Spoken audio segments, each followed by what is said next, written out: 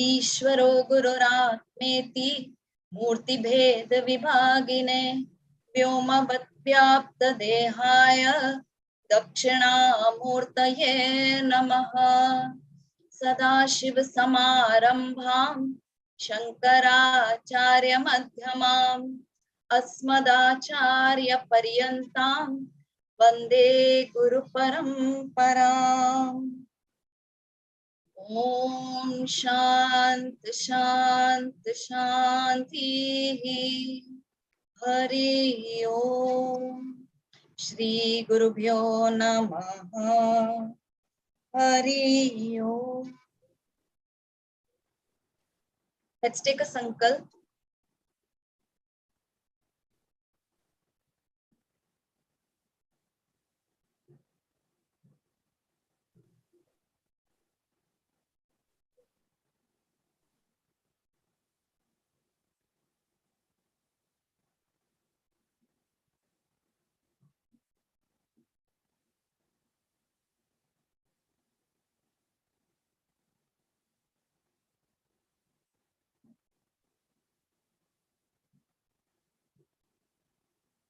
Okay, तो हमने स्थूल शरीरम कंप्लीटली एनालाइज कर दिया एंड सूक्ष्म शरीरम भी टोटली एनालाइज कर दिया।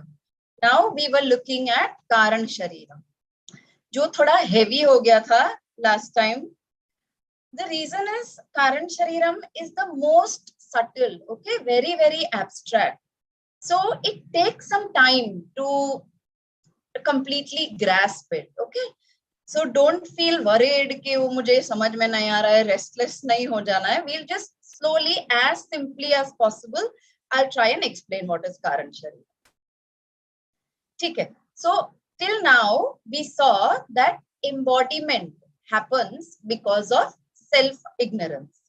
मतलब ये बार बार हम संसार में अलग अलग बॉडी लेके आते हैं, that is because of our own ignorance, अज्ञान के वजह से.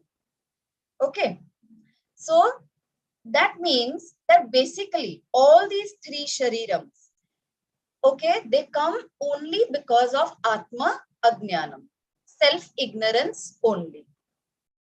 And we saw the whole the 7 steps, that it is because of self ignorance that we do all these vihita pratisiddha karmas, and because of doing karmas we get papa punya, correct? And it is because of this papa punya that we eventually get these bodies. So when we say that karana shariram, it is the cause of the sthul and the sukshma shariram, that means karana shariram is nothing but a big bag of our infinite punya papa karma stored in it.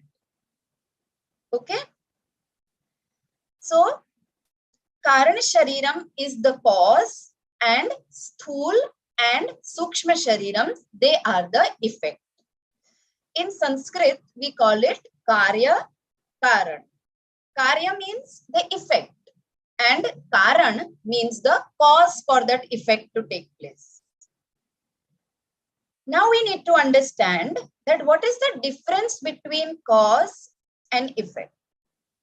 So Shastras say that cause and effect, they are essentially the same. They are in essence the same. Just that they are in different forms. They are in different condition. एक example लेते हैं. For example, clay, mitti. Okay, clay is the cause of the pot. So clay is the cause and pot is the effect. Correct? So clay is actually nothing but pot in an unmanifest form, in a potential form. Potential form मतलब समझ में आ रहा है? Potential form means it has the potential to become a pot. So clay is nothing but a pot in an unmanifest or potential form. In other words, pot is nothing but clay in a manifest form. right? So essentially देखने जाएंगे तो pot and clay both are just the same. Difference क्या है? The only difference is the form, the condition, right? So the cause and effect are essentially the same. The only difference is the form, is the condition. Similarly, if we take another example, now seed, okay, जो कोई भी plant का बीज होता है, so that seed, that is the cause, that is the karan, and the tree is the effect. Now, what is the difference between the seed and the tree? Essentially, the seed and the tree, they are both same only. Again, the only difference is the seed is nothing but the tree in an unmanifest form. Seed is a tree in a potential form, and tree is its manifest form, right? Vyakta, avyakta. So tree is the vyakta swarup and seed is the avyakta swarup. So both are substantially same only, but their conditions are different. Their form is different. Just like matter and energy. This is a very important example. So matter, padarth, kuch bhi lenge. Matter is the manifest form of energy. Vyakta swarup of energy, a condensed form of energy. And energy, it is the unmanifest form of matter. So matter is condensed energy. And which is the famous equation of modern science that talks about the same thing?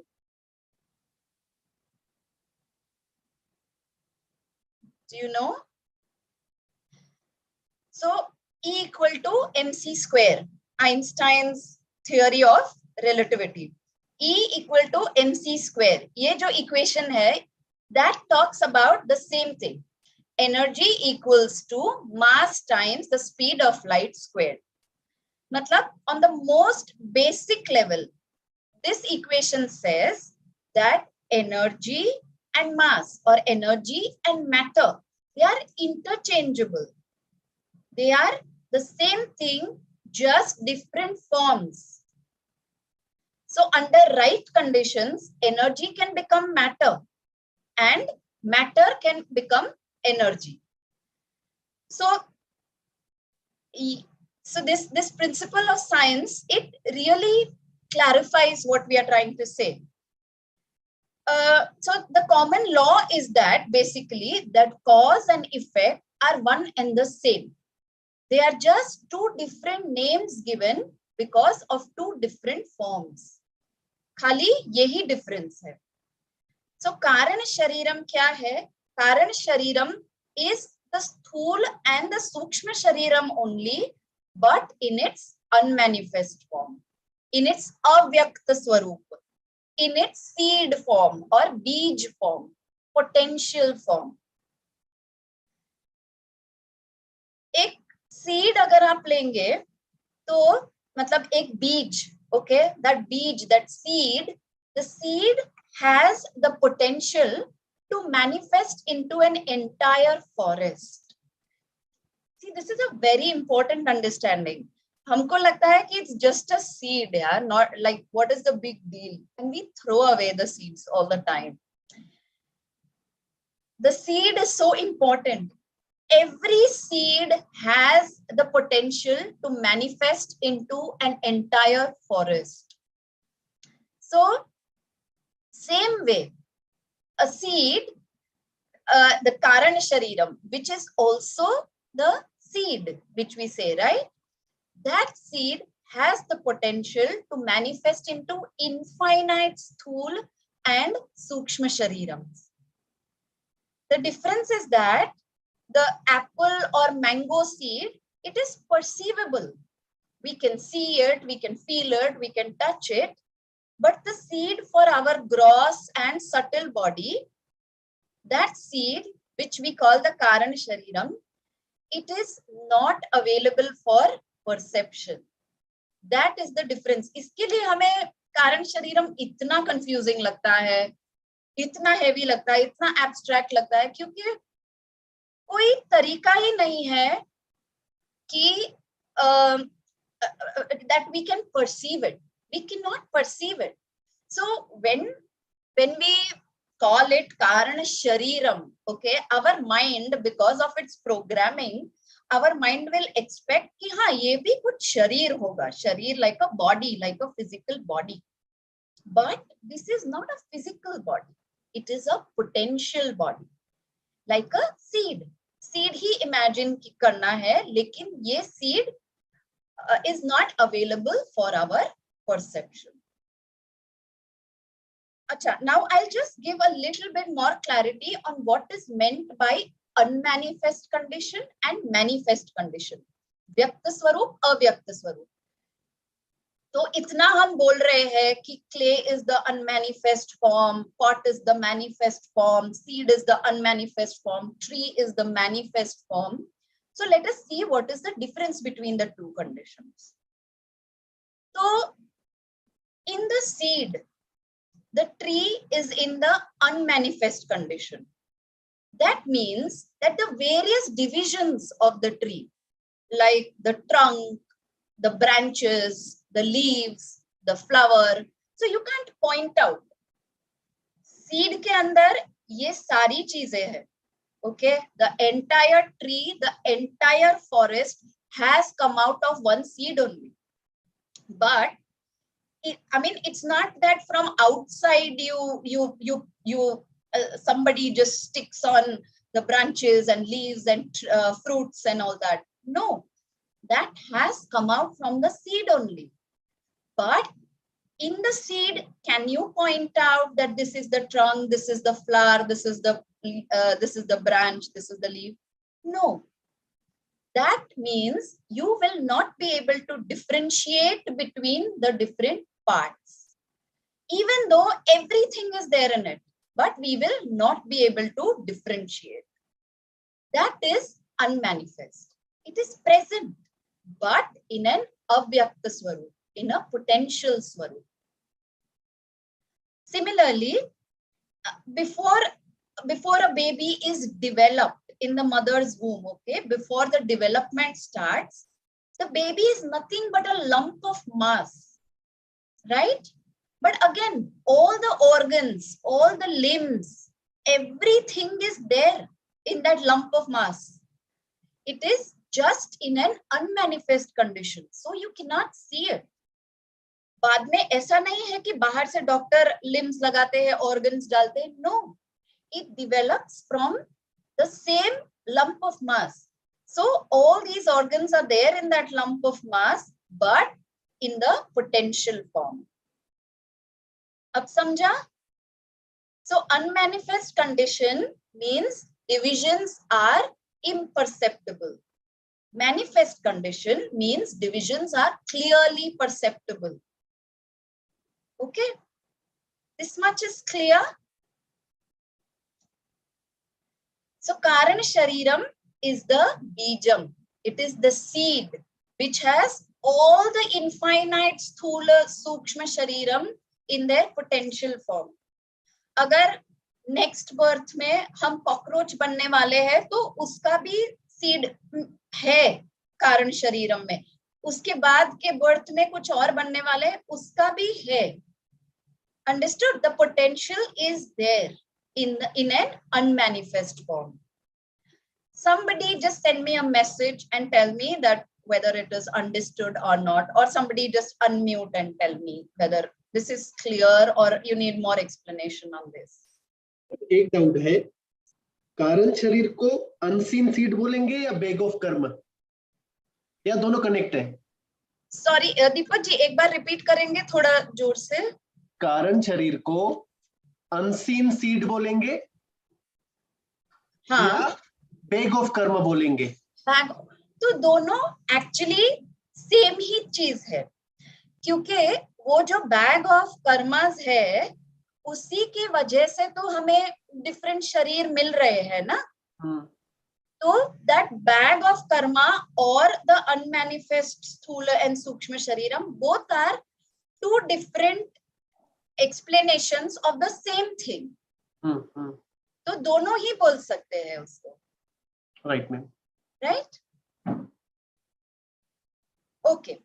अब इतना समझा तो इसके बाद we'll analyze it based on the 4 factors that we analyzed the sthula sukshma shariram. So the material, then the parts, then the function and the nature. So once we'll do this analysis, this Karana Shariram will become absolutely clear, hopefully. Okay, so सबसे पहले material लेते हैं. So now what do you think it is made up of? See, the material of the pot and the clay, we saw that the material of the cause and the effect, pot and the clay, it is the same, right? Just the condition or form is different. ऐसा नहीं है कि clay का material अलग है और pot का material अलग है. The material of the clay as well as the pot is same. So the material of the karyam and the karanam, the effect and the cause, it is the same. So same way, because the sthul and the sukshma sharirams, they are made of pancha mahabhutas in gross and subtle form. In the same way, even the karana shariram also will obviously be made of the same matter only. So karana shariram, it will also be made of the pancha mahabhutas only, right? The basic material of the pot and the clay has to be same, no? But here the difference is that here the matter is called causal matter. It is the subtlest form of matter. जैसे स्थूल शरीरम में हमने देखा कि स्थूल पंच महाभूतस, like gross, which we could perceive. In Sukshma Shariram, it was made up of Sukshma Pancha Mahabhutas.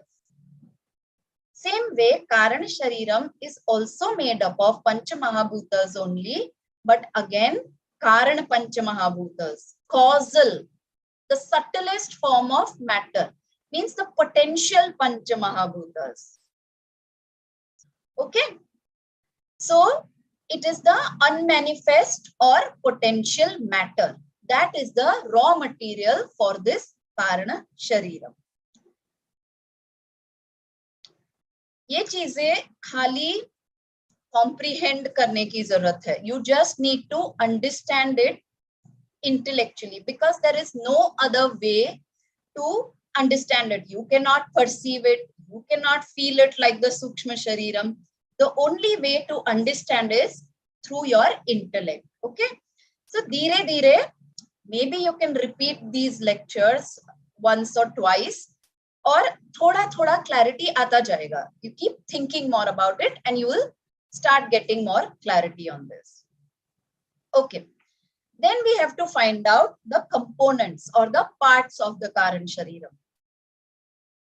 Now the components, as we saw in our explanation, that the components of the Karana Shariram are the infinite sthul and the Sukshma Shariram in their potential form before they were created.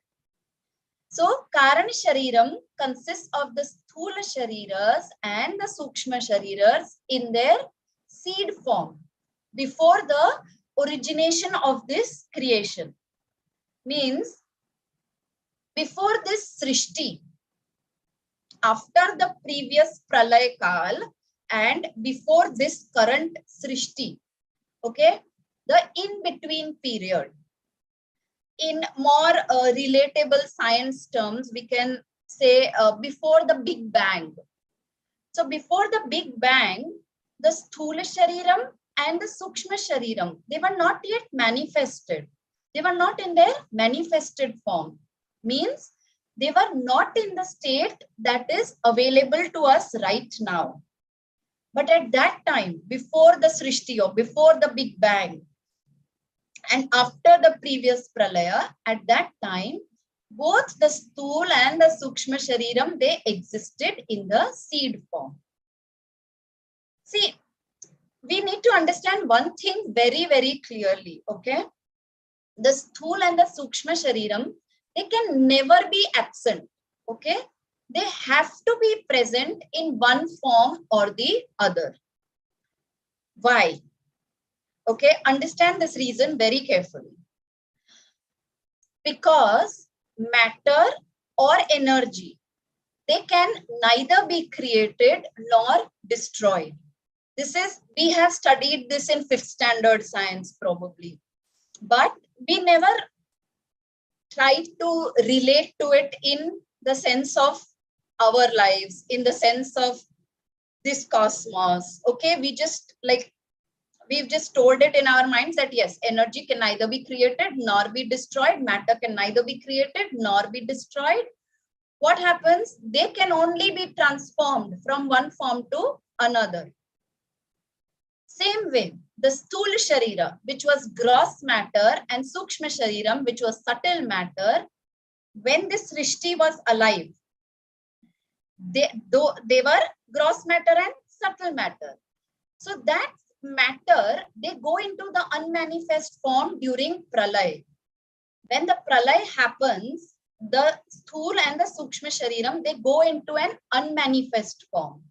Like the pot we say is the manifested form. Agar pot toot jata hai, okay, तो they उसके pieces बन जाते हैं. फिर उसके pieces को भी अगर हम crush कर दे, okay, हमें लगेगा कि ठीक है, pot तो disappear हो गया, pot तो चला गया, पर pot चला नहीं गया है कहीं. वो जो crushed pieces है, उससे powder बना के वो clay से हम वापस से pot बना सकते हैं ना. So when the pot breaks, the pot goes in an unmanifest form, but it still exists in the potential form, right? It can again be made into a pot, right? ये समझा? Another example. So if we see a tree right now, okay, say about 20, 25 or 30 years ago, was this tree available to us in the same form? No, right? It was not available in this form. एक बड़ा सा mango tree देखेंगे 20-25 साल पहले वो seed ये form में था ही नहीं. But the tree was definitely present, but it was not present in this form. It was probably hanging on another tree in another mango in the form of the seed, right? तो ये tree तभी भी था, लेकिन unmanifest form में. ऐसे कभी नहीं हो सकता that they are completely absent because of law of conservation of matter and energy. Matter can never be destroyed or created. Matter always exists. It can just be transformed from one form to another. Same thing happens with our Sthula Shareeram, Sukshma Shareeram. We say also, right, that this Bhautika Shareeram, it merges with the Pancha Mahabhutas. From that, again, it merges with the earth. From that, plants grow. From plants, the parents consume the plants, and from that Shukra is generated. From that, another body is created. So it is never not there. It is never completely like disappeared. It is just there in one form or the other. ये एक science का principal जो हम बहुत छोटे थे तब सीखा था, ये एक याद रखना है. So that being so, before the creation of this universe also, the Sthula and Sukshma Shareeram must have existed in their potential form. That potential form or seed of the two bodies, that is the gross and the subtle bodies, that is what is the part or components of the Kaarana Shareeram. The Kaarana Shareeram evolves into the Sukshma Shareeram based on the prarabdha, the karmas, the karma phalas, which are stored in the Karan Shareeram. So based on that, Karan Shareeram evolves into the Sukshma Shareeram, and Sukshma Shareeram takes up many different Sthula Shareeram in the duration of one Srishti. So one Srishti would be crores of years, and in that one Srishti, the Sthula Shareeram keeps on dying and merging with the gross Pancha Mahabhutas when its Prarabdha gets over. And the Sukshma Shareeram, when does it die or disintegrate? The Sukshma Shareeram disintegrates when the Srishti ends. That time the Sukshma Shareeram disintegrates and merges with the subtle Pancha Mahabhutas. It is no more there. It becomes unmanifest. Now, the Karana the Sthula Shareeram has merged with the Pancha Mahabhutas. The Sukshma Shareeram has merged with the Pancha Mahabhutas. Now they no more remain. They both have become unmanifest. Now only the Karana Shareeram remains.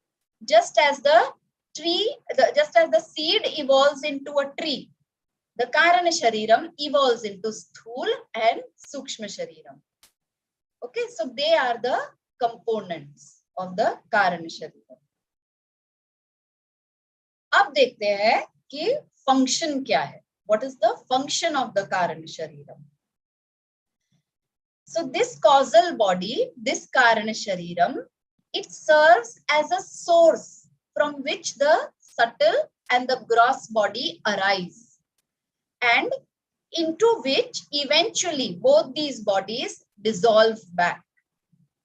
Matlab, during creation, during Srishti, the subtle body arises from the causal body, and from that, depending on the prarabdha, different gross bodies arise. And during pralay, during dissolution, they all go back into the unmanifest form in the Karana Shareeram, in the causal body. So this Karana Shareeram, this causal body, uska function kya hai? It serves as a depot or a storehouse or the source from which these two bodies arise, and these two bodies will ultimately resolve into the Karan Shareeram only. तो ये एक store house है जहां से ये स्थूल सूक्ष्म शरीरम इवॉल्व होते हैं और वापस प्रलय के टाइम उसी में रिजॉल्व हो जाते हैं. So it is just a storehouse, a repository. So because things come to manifestation from unmanifest condition, and when these manifested things are destroyed, as we saw, they do not disappear because matter cannot be destroyed. So whenever we destroy something gross, something sthul, it is not literally destroyed. It just goes back to its unmanifest form. खाली उतना ही difference होता है. It just goes back to its unmanifest form. So, what is the function of the Karana Shareeram? It serves as a storehouse for storing the two Shareerams in their potential form after the Pralay and before the next Srishti takes place. Okay. So, Pralay, Srishti, that it's a cyclic thing, but it does not happen immediately. There is a gap between one Pralay and the next Srishti. And again, in the next Srishti, the Karana Shareeram, when the next Srishti comes into being, comes into manifestation, the Karana Shareeram throws out the two Shareerams. So during Srishti, out of Karana Shareeram, the Sthul and the Sukshma Shareeram will come, and during Pralay, the Sthul and the Sukshma Shareeram will go back to the Karana Shareeram. So this is the function. It is a vessel. It is a storehouse, a repository. And just one small thing to note, that when we say that these two Shareerams, they come out of the Karan Shareeram, we have to understand that actually only the Sukshma Shareeram evolves from the Karan Shareeram.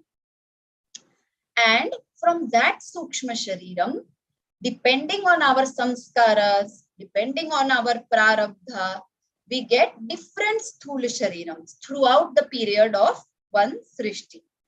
It could be a mosquito, it could be a human being living in Afghanistan, then maybe a buffalo, a lion, then maybe again another human being living in America, anything, maybe a monkey, maybe a devta, anything. Okay, depending on our samskaras and our prarabdha, we keep getting different Sthula Shareeram. So this is the function of the Karana Shareeram. It acts as a storehouse, a repository. Now the fourth factor, which is the nature of the causal body. So this nature, when we do, it will become like a revision, okay? And this will hopefully clarify everything. Okay.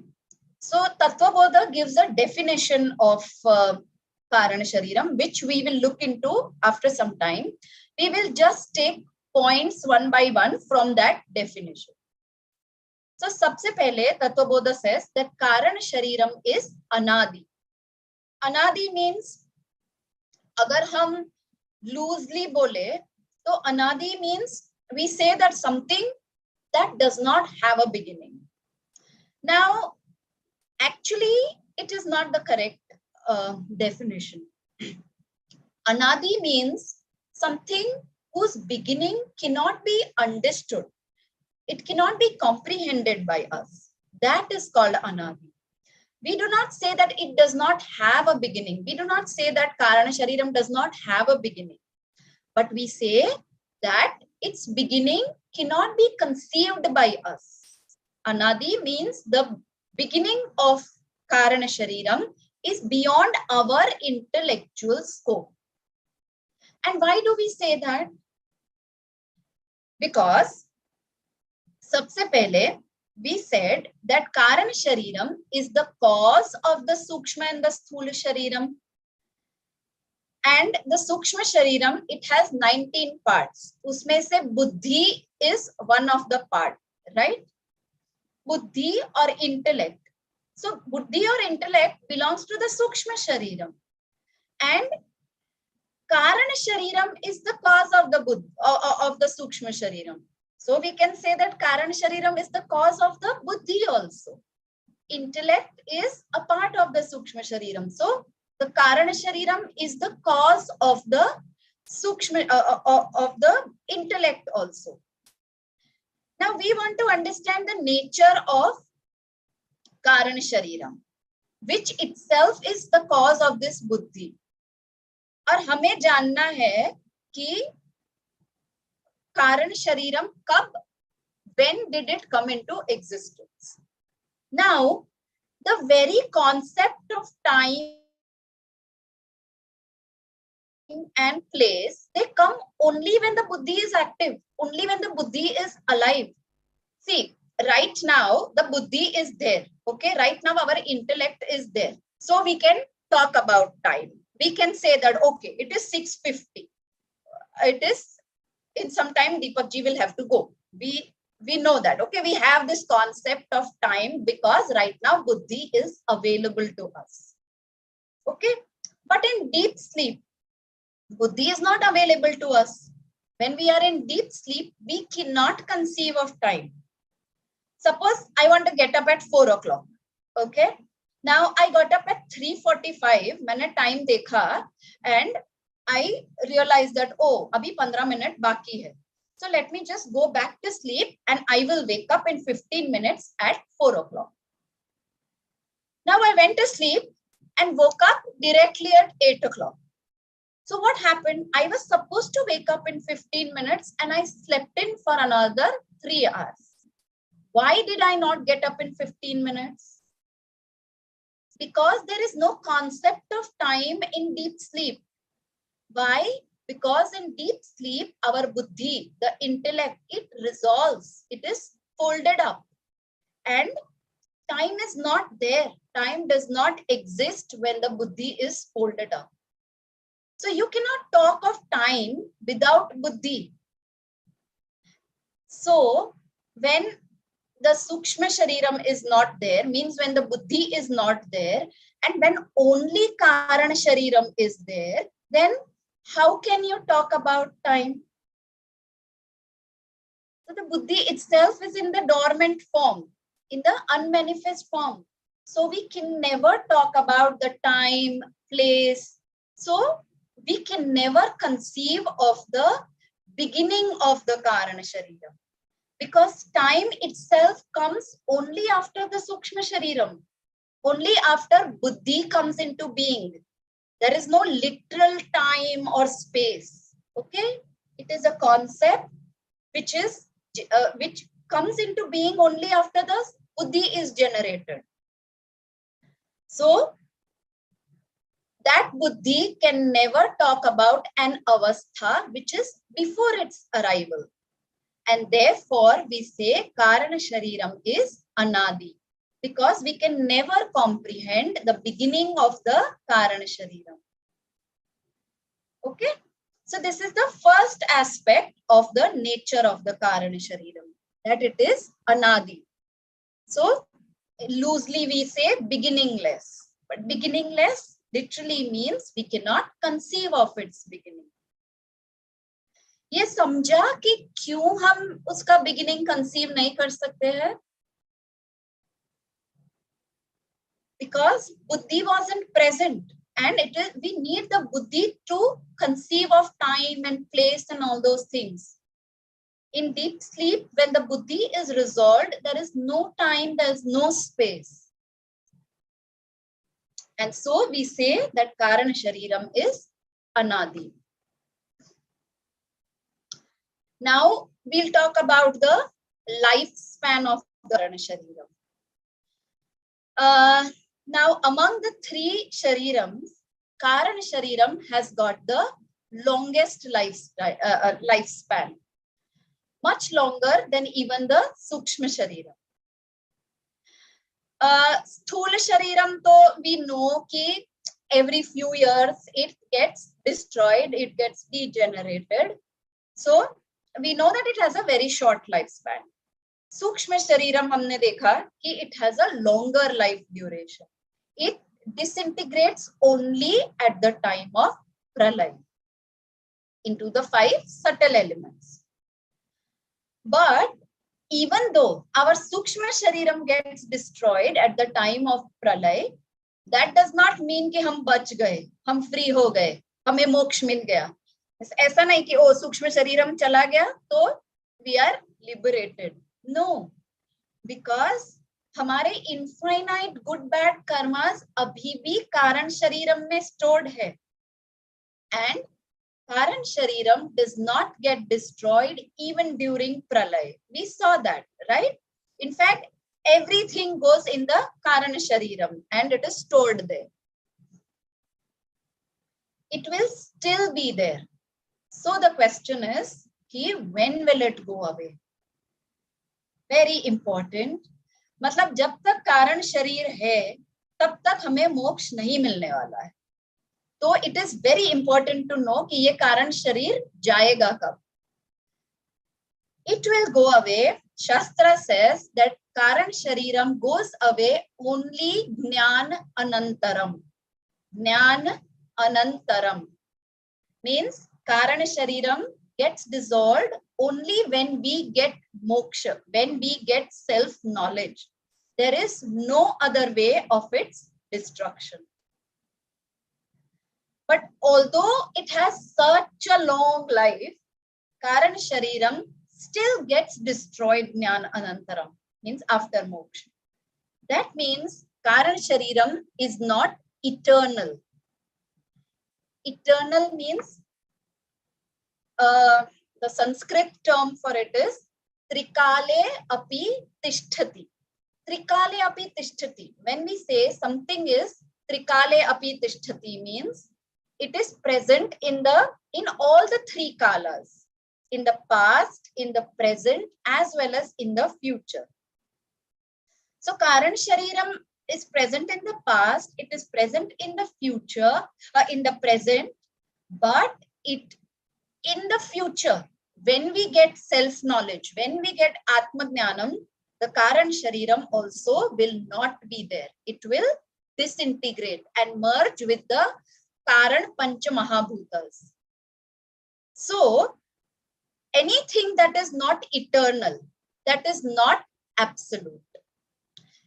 In Shastra, anything that is not absolute is called Mithya Vastu. Means it is not an absolute reality, but it is a dependent reality.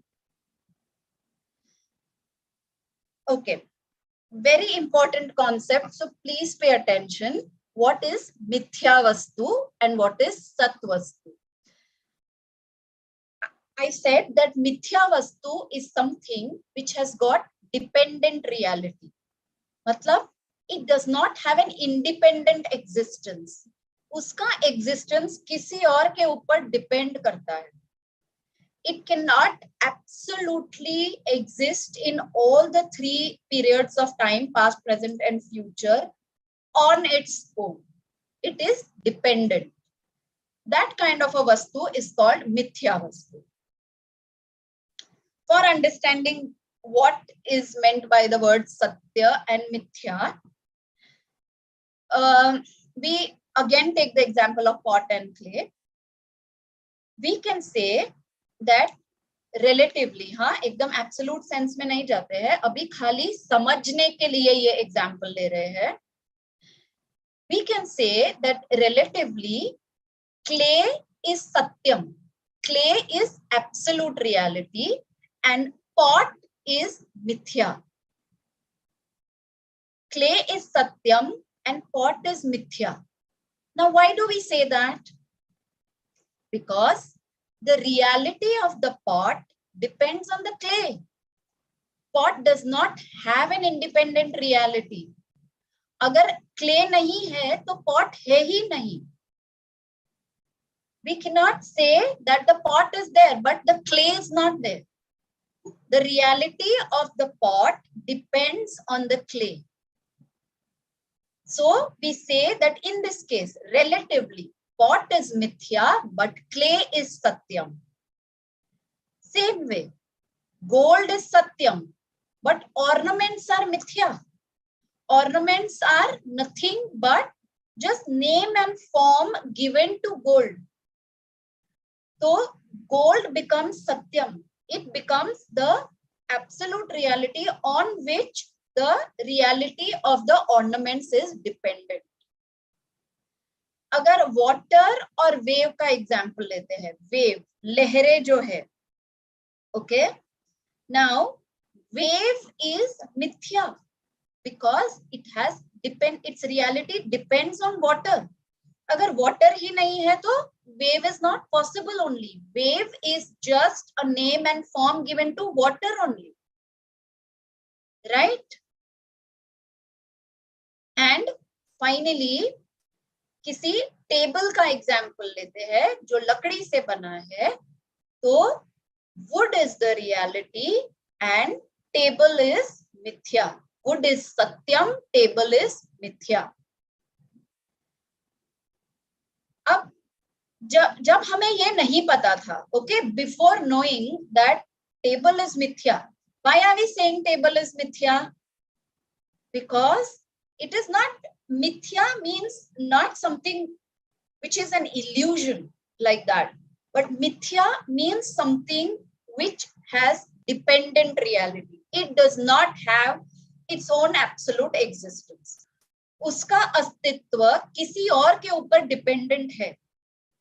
तो जो चीज का अस्तित्व किसी और के ऊपर dependent है, उसे हम मिथ्या कहेंगे. तो टेबल इज मिथ्या and wood is satyam.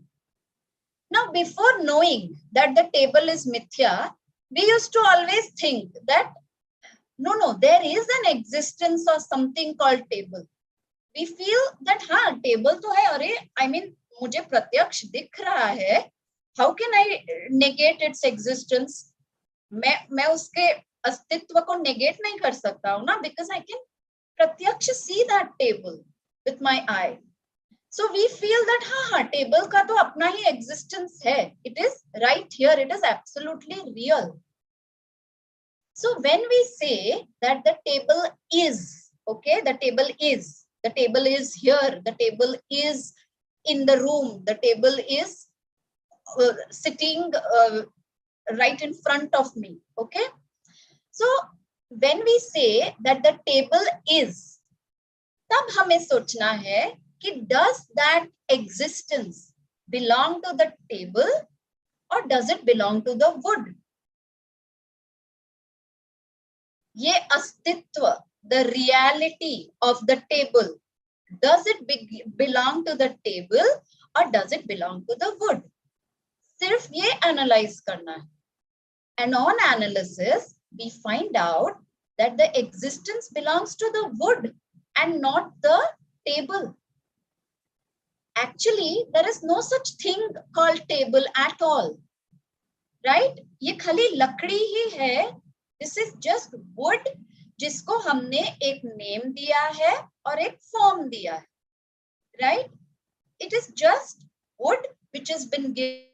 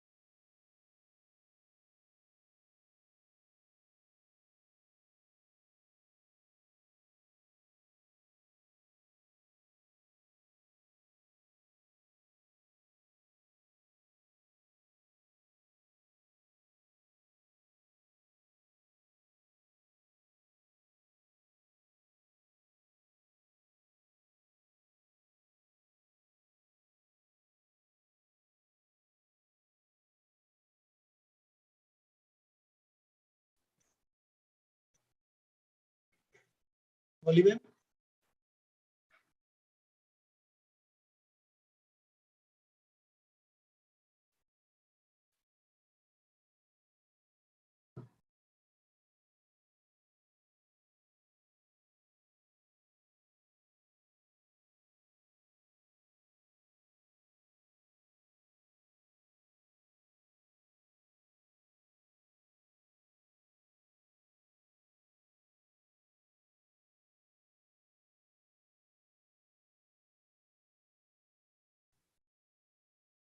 बोली मैम.